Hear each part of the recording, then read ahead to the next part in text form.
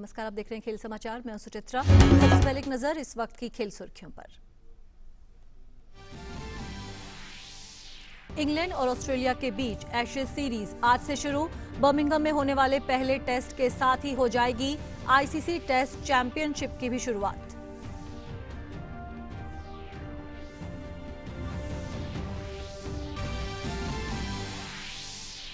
Thailand open में आज भारतीय खिलाड़ी खेलेंगे दूसरे दौर के मुकाबले। साइना का सामना जापानी खिलाड़ी से, वहीं किदाम्बी श्रीकांत, एचएस प्रणॉय और पी कश्यप भी दिखेंगे कोर्ट पर।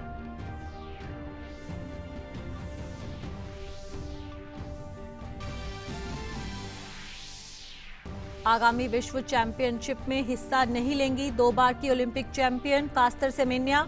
स्विस कोर्ट के टेस्टोस्टेरोन से जुड़े प्रतिबंध लागू करने के फैसले से है निराश।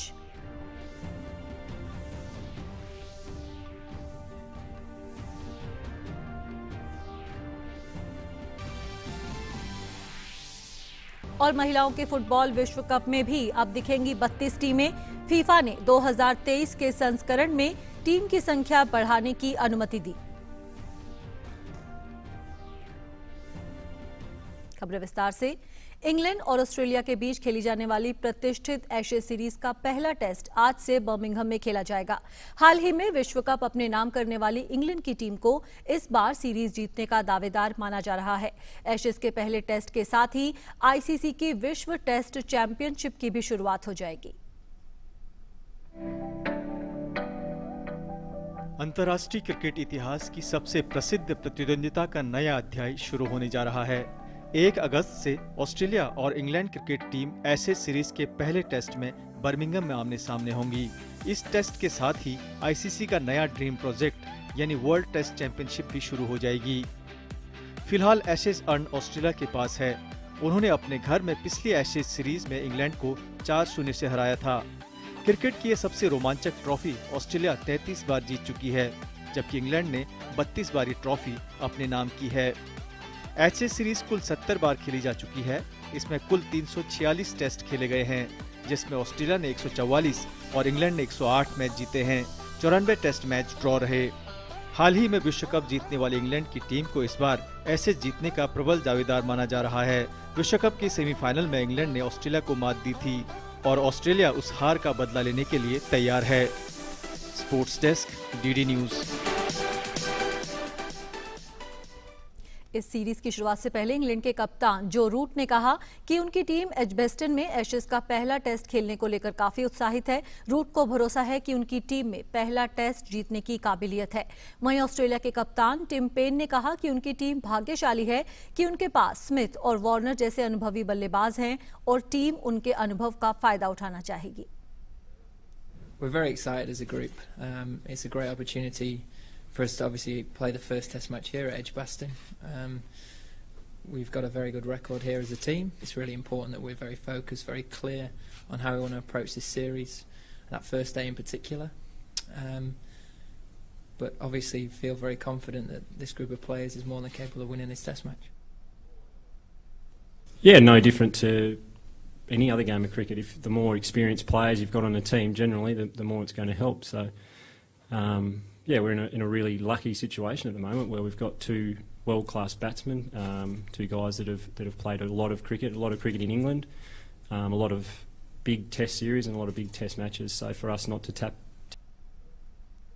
इंग्लैंड के तेज गेंदबाज जोफ्रा आर्चर को अपना पहला टेस्ट खेलने के लिए कुछ और इंतजार करना होगा।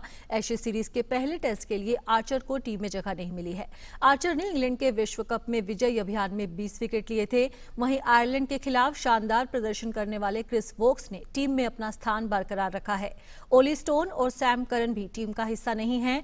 रिकॉर्ड टेस्ट विकेट लेने वाले जेम्स एंडरसन की चोट से उबरने के बाद टीम में वापसी हुई है।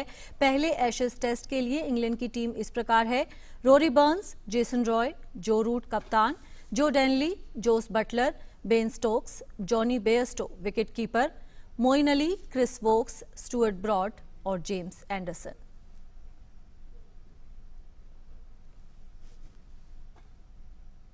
ये आप देख सकते हैं इंग्लैंड का जो टॉप ऑर्डर है: रोरी बर्न्स, जेसन रॉय और जो रूट। चौथे नंबर पर उतरेंगे तो जो डेनले को अगर हम देखें तो टॉप ऑर्डर में जो 3 बल्लेबाज हैं उन्होंने कुल मिलाकर सिर्फ 11 टेस्ट अब तक खेले हैं। तो एक कम अनुभवी टॉप ऑर्डर के साथ एशेज सीरीज के पहले टेस्ट में उतरने जा रही है इंग्लैंड की टीम।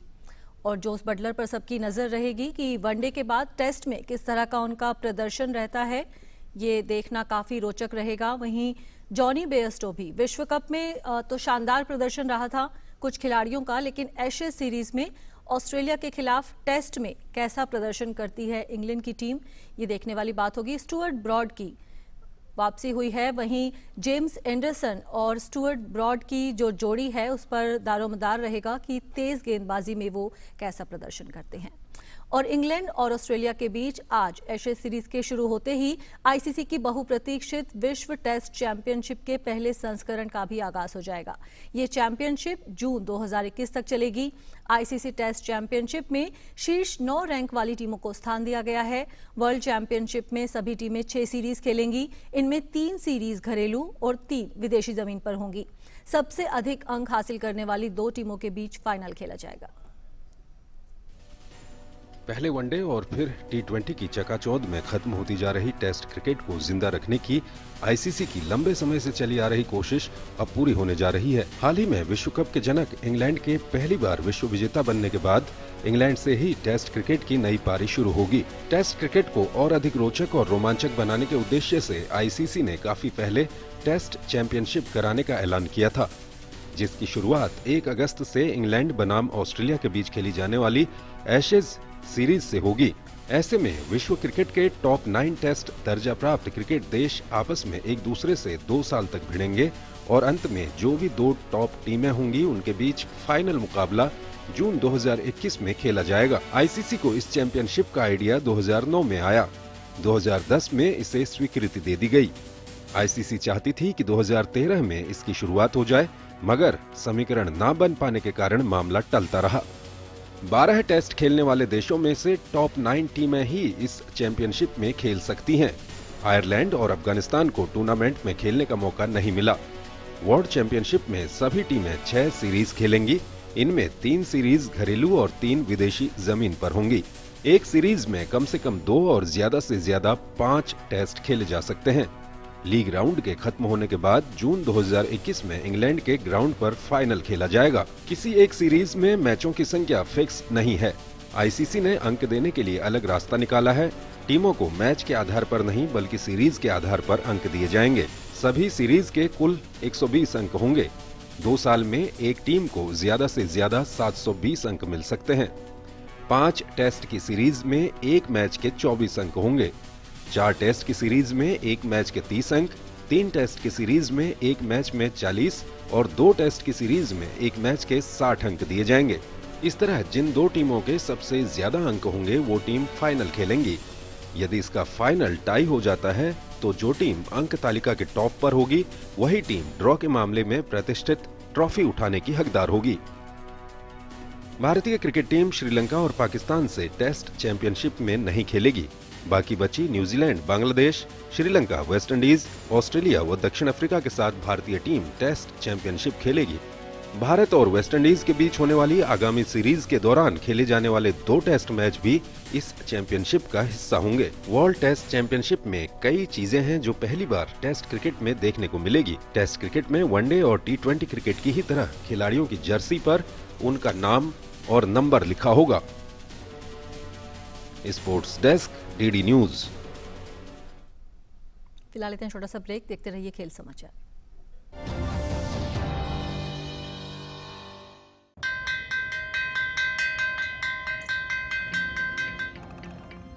पहला अक्षर अ रट लो तो व से एक विद्वान होगा। पक्की होगी बुनियादें तो ह से हिंदुस्तान होगा। खेल करो, शुरुआत करो, करो तो पक्की बात करो।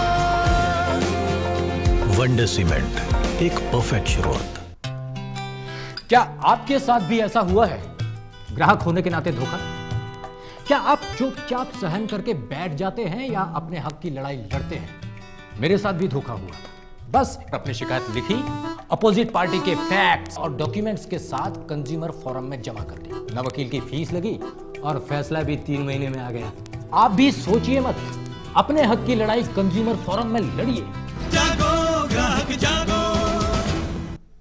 भैया, क्या हमेशा के लिए बैंगलोर जा रहे हो क्या? प्लानिंग तो परफेक्ट होनी चाहिए ना। अब वहाँ किसी चीज की जरूरत होगी तो क्या भोपाल वापस आऊंगा? लेकिन वहाँ अपना आधार अपडेट करना नहीं भूलना। आधार अपडेट? हाँ। पर कैसे करवाऊँ? किसी भी बैंक या पोस्ट ऑफिस के आधार केंद्र में जाकर आप अपने आधार को अपडेट करवा सकते हैं। पिंकी का भी आधार अपडेट करवा लो। 5 और 15 साल पूरे होने पर बच्चों के बायोमेट्रिक्स अपडेट करना जरूरी है। ठीक है फिर। जीवन को आसान बनाने के लिए हम हैं आधार के साथ। मेरा आधार, मेरी पहचान। ब्रेक के बाद स्वागत है। यूरोप में शुरू हुई 10-10 ओवर की यूरोपियन क्रिकेट लीग के एक मैच में एक बल्लेबाज ने महज 28 गेंद पर शतक जड़कर क्रिकेट जगत को हैरान कर दिया है। अहमद नबी ने अपनी इस पारी में 5 चौके और 14 छक्के लगाए। तमाम देशों की तरह अब यूरोप में भी क्रिकेट लीग शुरू हो गई है। यूरोपियन क्रिकेट लीग के नाम से शुरू हुई ये लीग 10-10 ओवर के मैचों वाली श्रृंखला है। इसी सीरीज के एक मैच में एक खिलाड़ी ने महज 28 गेंदों में सेंचुरी ठोककर सनसनी मचा दी है। अहमद नबी नाम के इस खिलाड़ी ने अपनी इस पारी में दर्जन भर से ज्यादा छक्के जड़े।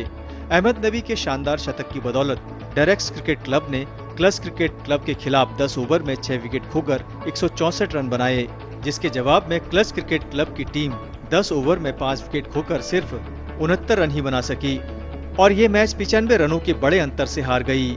ECL 2019 के इतिहास का ये पहला सबसे बड़ा निजी स्कोर रहा।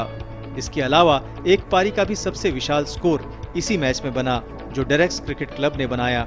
यूरोपियन क्रिकेट लीग 2019 के 7वें लीग मैच में डेरेक्स क्रिकेट क्लब के सलामी बल्लेबाज अहमद नबी ने क्लस क्रिकेट के खिलाफ महज 28 गेंदों में शतक जड़ा। हालांकि इसके 2 गेंद बाद ही अहमद नबी आउट हो गए, लेकिन टीम को ऐसी शुरुआत मिली जो किसी भी विपक्षी टीम के लिए एक बुरे सपने की तरह है।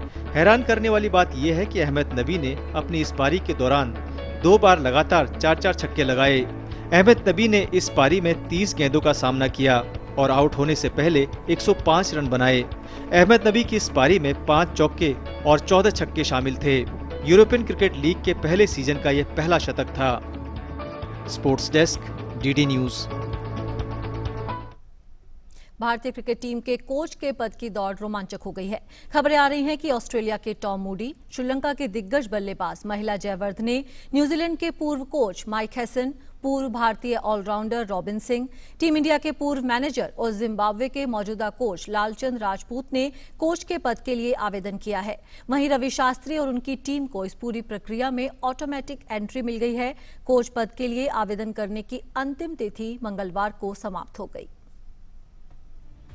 कौन होगा भारतीय क्रिकेट टीम का नया कोच? इस बात की चर्चाएं इन दिनों लगातार जारी हैं। बीसीसीआई के कोच के लिए आवेदन मांगने के साथ ही क्रिकेट जगत के कई बड़े नाम टीम इंडिया के कोच के लिए सामने आने लगे। मंगलवार को कोच पद के लिए आवेदन करने की अंतिम तिथि समाप्त हो गई। ऐसे में मीडिया में आ रही खबरों के अनुसार टीम के मुख्य कोच के लिए न्यूजीलैंड टीम के मुख्य कोच माइक हेसन, श्रीलंका के महिला जयवर्धने, ऑस्ट्रेलिया के टॉम मूडी, पूर्व भारतीय ऑलराउंडर रॉबिन सिंह और भारतीय मैनेजर और जिम्बाब्वे के कोच रहे लालचंद राजपूत जैसे खिलाड़ी शास्त्री का उत्तराधिकारी बनने के दावेदार हैं। वहीं शास्त्री और उनकी टीम को इस पूरी प्रक्रिया में ऑटोमेटिक एंट्री मिल गई है। कोच पद के लिए आवेदन करने की अंतिम तिथि मंगलवार को समाप्त हो गई। कोच के पद के आवेदन के अंतिम दिन लालचंद राजपूत ने मुख्य कोच के लिए आवेदन किया। लालचंद राजपूत ने साउथ अफ्रीका में साल 2007 में खेले गए T20 वर्ल्ड कप में टीम इंडिया को विश्व विजेता बनाने में अहम भूमिका निभाई थी। बीसीसीआई ने हेड कोच समेत batting coach, bowling coach, fielding coach, strength and conditioning coach, physio और एडमिनिस्ट्रेटिव मैनेजर के लिए आवेदन मांगे थे, जिसकी अंतिम तारीख 30 जुलाई थी। इसके अलावा ऐसी भी खबरें आई थीं कि पूर्व टेस्ट खिलाड़ी प्रवीण आमरे ने टीम के बैटिंग कोच के पद के लिए आवेदन किया है। साउथ अफ्रीका के जॉन्टी रोड्स ने फील्डिंग कोच के पद के लिए आवेदन किया है। नए कोच का चयन बोर्ड क्रिकेट एडवाइजरी कमेटी यानी CAC करेगी, जिसमें कपिल देव, पूर्व मुख्य कोच अंशुमन गायकवाड़ और भारतीय महिला टीम की पूर्व कोच शांता रंगास्वामी शामिल हैं। शास्त्री का अनुबंध वर्ल्ड कप के बाद समाप्त हो गया था, लेकिन उन्हें और सपोर्ट स्टाफ को 45 दिन का एक्सटेंशन दिया गया। उनका कार्यकाल भारत के वेस्टइंडीज दौरे तक चलेगा। कोहली ने भारत के वेस्टइंडीज दौरे पर रवाना होने से पहले प्रेस कॉन्फ्रेंस में कहा था कि अगर रवि शास्त्री दोबारा कोच बनते हैं तो उन्हें काफी खुशी होगी। भारतीय टीम के कोच पद के लिए इंटरव्यू किया जाएगा और उस समय 57 वर्षीय शास्त्री वेस्टइंडीज में होंगे और वो वीडियो कॉल के जरिए इसमें शामिल होंगे। शास्त्री 2014 से 2016 तक भारतीय टीम के निदेशक रहे हैं। 2017 में अनिल कुंबले के पद से हटने के बाद उन्हें टीम का मुख्य कोच बनाया गया था। कुंबले ने 1 वर्ष तक कोच रहने के बाद कप्तान कोहली के साथ अपने अस्थिर संबंधों के चलते पद से इस्तीफा दे दिया था। Sports desk, DD news. बात करते हैं बैडमिंटन की। थाईलैंड ओपन में आज भारतीय खिलाड़ी अपने अपने दूसरे दौर के मुकाबले खेलेंगे। साइना नेहवाल का सामना जापान की सायाका ताकाहाशी से होगा। कल खेले गए पहले दौर के मुकाबले में साइना ने थाईलैंड की चाइवान को 21-17, 21-19 से हराया था। वहीं पुरुष एकल वर्ग में किदाम्बी श्रीकांत का सामना थाईलैंड के खोसित फेत प्रताप से होगा। कल खेले गए मैच में श्रीकांत ने चीन के रेन पेंग बो को 3 गेम्स में हराया था। एचएस प्रणॉय के सामने जापान के 6 वरीय केंता निशिमोतो की कड़ी चुनौती होगी। कल प्रणॉय ने हांगकांग के वोंग विंग की विंसेंट को हराकर दूसरे दौर में जगह बनाई थी। दूसरे दौर में साई प्रणीत का सामना भारत के ही शुभांकर डे से होगा। पी कश्यप दूसरे दौर के मैच में चीनी ताइपे के चेन तियेन चू से भिड़ेंगे। कश्यप ने कल इजराइल के मिशा जिल्बरमैन को शिकस्त दी थी। Double Olympic champion Caster Semenya आगामी विश्व चैंपियनशिप में अपने 800 मीटर के खिताब की रक्षा के लिए नहीं उतरेंगी। दरअसल स्विस फेडरल ट्रिब्यूनल ने उस फैसले को पलट दिया है जिसमें आईएएफ द्वारा उन पर लगाए गए टेस्टोस्टेरोन मानदंड अस्थायी रूप से हटाने का प्रावधान था। 800 मीटर दौड़ की चैंपियन सेमेन्या को पुरुष हार्मोन का स्तर अधिक होने के चलते खेलने से प्रतिबंधित कर दिया गया था। इसके बाद वे आईएएफ के खिलाफ कोर्ट चली गई थी। पहले इस मामले में स्विस कोर्ट ने अस्थायी तौर पर उन पर लगे प्रतिबंध हटा लिए थे, जिसे अब फिर से लागू कर दिया गया है। यहां पर लेते हैं एक और छोटा सा ब्रेक। देखते रहिए खेल समाचार। पक्की होगी बुनियादें तो हंसे हिंदुस्तान होगा। पहले करो शुरुआत करो, करो तो पक्की बात करो। पहले करो शुरुआत करो, करो तो पक्की। वंडर सीमेंट, एक परफेक्ट शुरुआत। हेलो, कौन? नमस्कार मैडम। जी हम 10 वही जो बच्चों को देते हैं बड़ा कास्ट। सोचा आपको बता दें कि हम फिर मिलने आ रहे हैं आपके बच्चे से। उसकी तबीयत बिगाड़ेंगे। दस्त ऐसे दस्तक देकर नहीं आते, तो दस्त के लिए तैयार रहना। घर में ORS और जिंक है ना? दस्त की इलाज में देरी हुई तो शरीर में पानी और पोषण की कमी जानलेवा हो सकती है। इसलिए दस्त शुरू होते ही ORS और जिंक शुरू करें। दस्त के लिए तैयार रहना। घर में ORS और जिंक है ना? भैया, क्या हमेशा के लिए बैंगलोर जा रहे हो क्या? प्लानिंग तो परफेक्ट होनी चाहिए ना। अब वहाँ किसी चीज़ की ज़रूरत होगी तो क्या भोपाल वापस आऊंगा? लेकिन वहाँ अपना आधार अपडेट करना नहीं भूलना। आधार अपडेट? हाँ। पर कैसे करवाऊँ? किसी भी बैंक या पोस्ट ऑफिस के आधार केंद्र में जाकर आप अपने आधार को अपडेट करवा सकते हैं। पिंकी का भी आधार अपडेट करवा लो। 5 और 15 साल पूरे होने पर बच्चों के बायोमेट्रिक्स अपडेट करना जरूरी है। ठीक है फिर। जीवन को आसान बनाने के लिए हम हैं आधार के साथ। मेरा आधार, मेरी पहचान। के बाद स्वागत है। खेल जगत से जुड़ी कुछ अन्य खबरों को जानने के लिए एक नजर डालते हैं इस स्पोर्ट्स रैप पर। श्रीलंका ने कोलंबो में खेले गए तीसरे वनडे में बांग्लादेश को 122 रनों से हराकर 3-0 से सीरीज पर कब्जा कर लिया। श्रीलंका ने पहले खेलते हुए 8 विकेट पर बनाए 294 रन, जिसके जवाब में बांग्लादेश की टीम सिर्फ 172 रन बनाकर ऑल आउट हो गई। ऑस्ट्रेलिया टीम के पूर्व कप्तान माइकल क्लार्क के आईसीसी की टेस्ट चैंपियनशिप की तारीफ की गई है। उनका कहना है कि टेस्ट चैंपियनशिप टेस्ट क्रिकेट में एक नई जान फूंक देगी। इसकी टेस्ट क्रिकेट को बहुत जरूरत थी। माइकल क्लार्क ने कहा, टेस्ट क्रिकेट के लिए ये बेहद सकारात्मक कदम है। आईपीएल में मुंबई इंडियंस की ओर से खेलने वाले मयंक मार्कंडे अब अगले सीजन में दिल्ली कैपिटल्स की ओर से खेलते हुए दिखाई देंगे। मुंबई इंडियंस ने मयंक मार्कंडे के बदले शर्फेन रदरफोर्ड को दिल्ली कैपिटल्स के लिए ट्रेन किया है। भारत के मुख्य कोच के चयन पर क्रिकेट सलाहकार समिति के सदस्य अंशुमन गायकवाड़ ने ये साफ कर दिया कि कप्तान विराट कोहली कुछ भी कह सकते हैं, लेकिन हमें उससे फर्क नहीं पड़ता। उन्होंने कहा कि वह एक निष्पक्ष दृष्टिकोण से चुने हुए उम्मीदवारों का इंटरव्यू लेंगे। पंजाब सरकार ने अनुभवी भारतीय क्रिकेटर हरभजन सिंह के इन आरोपों की जांच के आदेश दिए हैं कि राज्य के खेल विभाग की प्रशासनिक देरी उन्हें प्रतिष्ठित खेल रत्न पुरस्कार नहीं मिल पाने का कारण है। बांग्लादेश के दिग्गज ऑलराउंडर शाकिब अल हसन अब बांग्लादेश प्रीमियर लीग में रंगपुर राइडर्स की ओर से खेलते हुए नजर आएंगे। इससे पहले शाकिब ढाका डायनामाइट्स की टीम की कप्तानी करते थे। राष्ट्रीय डोपिंग निरोधक एजेंसी ने बुधवार को जारी की सालाना रिपोर्ट। 2018-19 में भारोत्तोलन के सबसे ज्यादा 41 पॉजिटिव डोप मामले दर्ज हुए, जबकि एथलेटिक्स के 18 खिलाड़ी, उनमें से 187 खिलाड़ियों में शामिल थे जिन्होंने डोप टेस्ट से कन्नी काटी। नाडा के अनुसार बॉडी बिल्डिंग के 60% मामले पॉजिटिव रहे।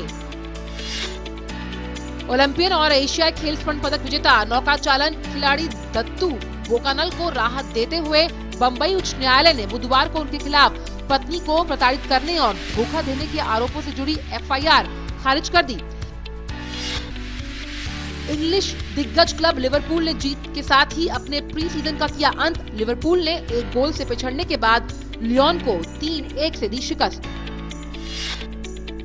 भारतीय महिला फुटबॉल टीम आज स्पेन के वेलेंसिया में खेले जाने वाले 2019 स्पोर्टिव कप में अपने अभियान की शुरुआत इक्वेटोरियल गिनी के खिलाफ करेगी। कप्तान दीपक हुड्डा के शानदार प्रदर्शन के दम पर जयपुर पिंक पैंथर्स ने प्रो कबड्डी लीग मैच में हरियाणा स्टीलर्स को 37-21 से हरा दिया। ये जयपुर के 3 मैचों में तीसरी जीत थी। हुड्डा ने 14 अंक बनाए, जबकि संदीप धुल ने 6 अंक हासिल किए। Sports desk, TV news. FIFA ने महिलाओं के अगले फुटबॉल विश्व कप में टीमों की संख्या 24 से बढ़ाकर 32 करने को अनुमति दे दी है। 2023 के संस्करण में अब 32 टीमें नजर आएंगी। महिलाओं के फुटबॉल विश्व कप में टीमों की संख्या लगातार बढ़ रही है। 1991 में हुए पहले संस्करण में सिर्फ 12 टीमों ने हिस्सा लिया था, जबकि पिछले 2 संस्करण में 24 टीमों ने हिस्सा लिया। अब पुरुषों और महिलाओं दोनों के विश्व कप में 32 टीमें दिखेंगी। वहीं मेजबानी के लिए बोली की प्रक्रिया फिर से शुरू कर दी गई है। अब तक 9 देशों ने मेजबानी के लिए अपनी दावेदारी पेश की है। इनमें Argentina, Australia, Bolivia, Brazil, Colombia, Japan, New Zealand, दक्षिण अफ्रीका और दक्षिण कोरिया शामिल हैं। पैन अमेरिकन गेम्स में अमेरिका 4 दिन के खेल के बाद ही अमेरिका के खाते में 28 स्वर्ण आ चुके हैं। 13 स्वर्ण के साथ मैक्सिको दूसरे स्थान पर है, जबकि उसके बाद ब्राजील है। पैन अमेरिकन गेम्स में अमेरिका का दबदबा बरकरार है। महिलाओं के बीच वॉलीबॉल में अमेरिका ने मौजूदा चैंपियन अर्जेंटीना को 14-21, 22-20, 15-10 से मात दी। वहीं पुरुषों की बीच वॉलीबॉल में चिली ने मैक्सिको को हराकर स्वर्ण पर कब्जा किया।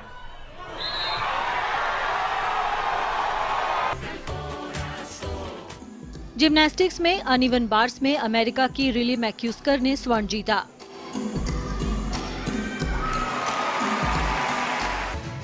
धीमी शुरुआत के बाद कनाडा ने भी सोना बटोरने में रफ्तार पकड़ ली है। 2015 के पैन एम गेम्स में कनाडा की स्टार रही एली ब्लैक ने वॉल्ट में कनाडा को स्वर्ण दिलाया। ये प्रतियोगिता में उनका दूसरा स्वर्ण है।